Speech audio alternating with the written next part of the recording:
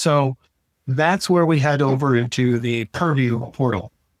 And how we classify documents and content is under information protection in the portal. Microsoft has these things called sensitive information types, or SITs. And these are, currently they have over 300 out of the box information types. Some of these are very generic. It will trigger on almost everything, all full names. Not necessarily the best information type to use because you'll come back with just a ton of different hits. So what we can do is use things that are more specific. There's US Social Security numbers. I'm using that in my demo here. When we have things like that, has a lot higher accuracy rating. So we'll be scanning documents that seem like they have Social Security numbers in them. And then based on that's when we'll label that document.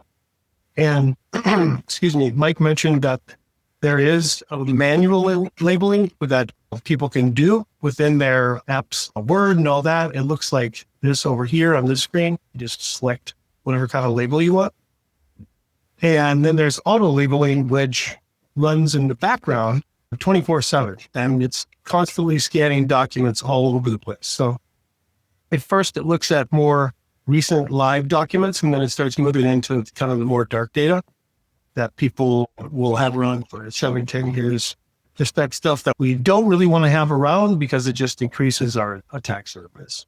This is one of the ways that we can really classify documents well. There is an EDM classifier, which I won't go into too much detail, but that is a custom classifier that is based off of actual data for whoever the client is. So a good example would be we would get a database pull from somewhere like Workday, and then we would take that database and then create a classifier off that. So we're actually using real Social Security numbers, and the accuracy is as close to 100 as we can get using that. So that's one of the most preferred ways to classify documents.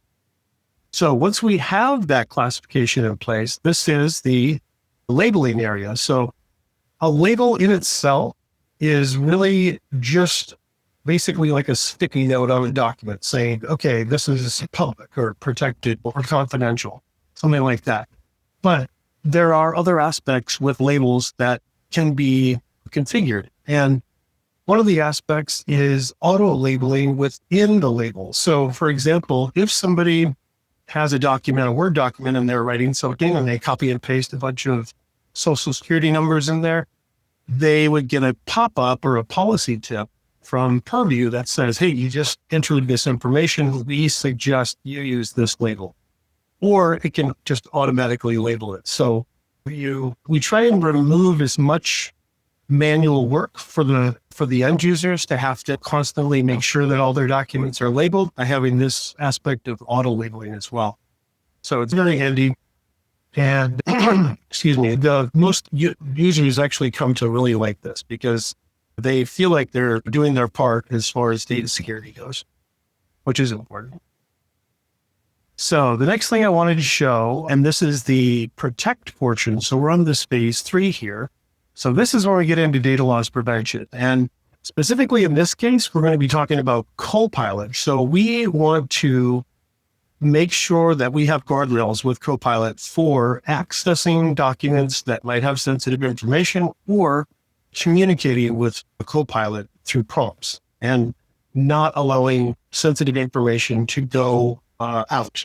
And then also, I think there's a part in here where I have ChatGPT as an example as well. So we want to prevent users from sharing sensitive information outside the company.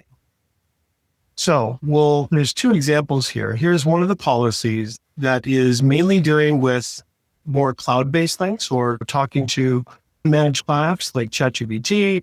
Then there's all the Microsoft Copilot stuff in here as well. And this covers the web version of Copilot that a lot of people will have open during the day when they're wanting to get information about whatever, internally for work stuff or through the web. So it's covering that.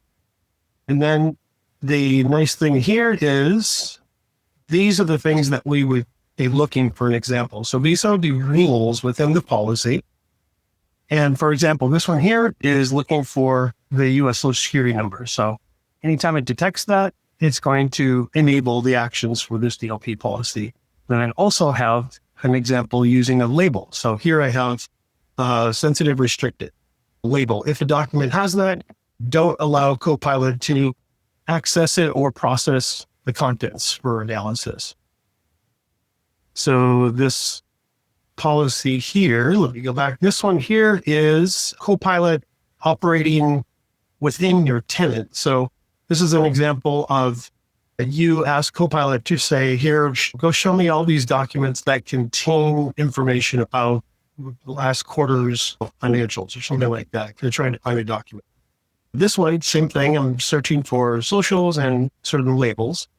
And then let's see, now I want to show you, here's the Activity Explorer, because, so for example, I took this document and I tried to upload this document and then it blocked that. So here's an example of what the DLP rule would, when it matches. You can see here, you have the user, you have which policy it is, which rule that got triggered, what the actions are, and then it also shows you the sensitive information that was detected or that was involved in that action. Here is a good example of Copilot when you ask it and you say, go access this document and use this in returning your results. So down here, you can see there's prompts in here and you see the responses, but then Copilot says, I tried to get this file open, but its contents are protected. So I can't be retrieved for analysis. This is exactly what we want to happen when we have sensitive information all over our SharePoint sites. I think basically I think that's the end of this portion of the demo.